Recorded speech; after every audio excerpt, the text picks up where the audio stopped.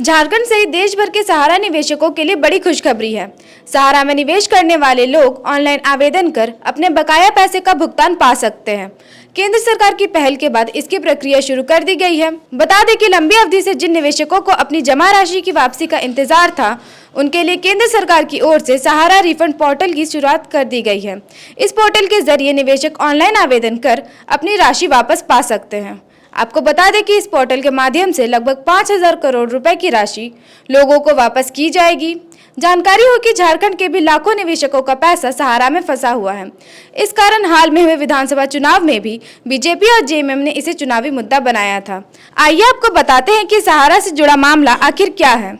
सहारा India एक प्रमुख वित्तीय सेवा समूह है। इसकी शुरुआत साल 1978 में हुई थी, जिसमें वर्षों तक विभिन्न योजनाओं के तहत लोगों ने अपने पैसे जमा किए थे। बता दें कि सहारा स्कैम मुख्य रूप से सहारा ग्रुप की दो कंपनियों Sahara India real estate corporation limited SIRECL और Sahara housing investment corporation limited SHICL से जुड़ा हुआ है। इसकी शुरुआत 30 सितंबर 2009 से हुई, जिसमें सहारा ग्रुप की एक कंपनी सहारा प्राइम सिटी ने अपने IPO के लिए सेबी में आवेदन दाखिल किया था।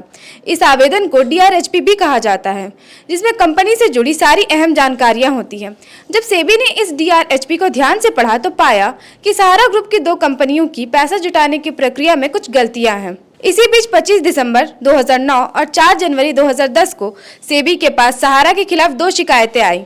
इनमें कहा गया कि कंपनियां वैकल्पिक पूर्ण परिवर्तनीय डिबेंचर OFCD जारी कर रही है और गलत तरीके से धन जुटा रही है।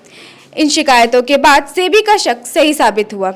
इसके बाद सेबी ने इन दोनों कंपनियों की जांच करना शुरू कर दी। इसमें पाया गया कि SIRECL और HICL ने OFCD के जरिए 2 से 2.5 करोड़ निवेशकों के करीब 24,000 करोड़ रुपए जुटाए हैं। इस पर सेबी ने सहारा की इन दोनों कंपनियों को पैसा जुटाना बंद करने का आदेश दिया। साथ ही कहा कि वह निवेशकों को 15% ब्याज के साथ उनका पैसा वापस लौटाए। इसके बाद शुरू हुआ अदालती कार्रवाई का दौर। यह मामला सुप्रीम कोर्ट तक पहुंच गया। इसमें अगस्त 2012 में सुप्रीम कोर्ट में सुनवाई हुई, जिसमें दोनों कंपनियों को सेबी के साथ निवेशकों का पैसा 3 महीने के अंदर 15% ब्याज के साथ चुकाने का आदेश दिया गया। इसके बाद 2014 में भारतीय रिजर्व बैंक और सेबी ने सहारा समूह पर कई प्रतिबंध लगाए। इसके बाद से निवेशकों को सहारा से अपनी जमा राशि वापस पाने में कठिनाई का सामना करना पड़ रहा है। हालांकि अब केंद्र सरकार की ओर से इस मुद्दे को हल करने के लिए सहारा रिफंड पोर्टल की शुरुआत कर दी गई है। इससे निवेशकों को अपनी जमा राशि वापस मिल सकेगी। आपको बता दें कि यह पोर्टल विशेष रूप से उन निवेशकों के लिए बनाया गया है जिन्होंने सहारा इंडिया में अपनी मेहनत की कमाई जमा की थी, लेकिन उन्हें रिटर्न के समय पर पैसा नहीं मिल पाया था। आपको बता दें कि झारखंड के करीब 2.5 से 3 लाख लोगों के लगभग 2500 करोड़ रुपए सहारा में फंसे हुए हैं। ऐसे में इन लोगों को अब बड़ी राहत मिली है। केंद्र सरकार के ऑनलाइन पोर्टल वाली पहल से इन लोगों की गाढ़ी जमा की हुई कमाई अब इन्हें वापस मिल जाएगी। आपको जानकारी होगी कि सहारा इंडिया के संस्थापक सुब्रत रॉय को सर्वोच्च न्यायालय के आदेश पर जेल भी भेजा गया था। हालांकि 14 नवंबर 2023 को कार्डियक अरेस्ट आने के कारण उनकी मौत हो गई थी।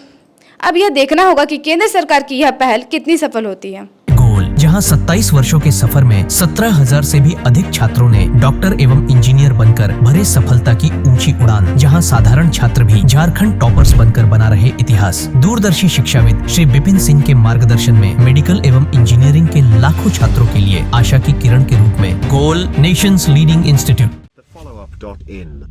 Like, share and subscribe. www.thefollowup.in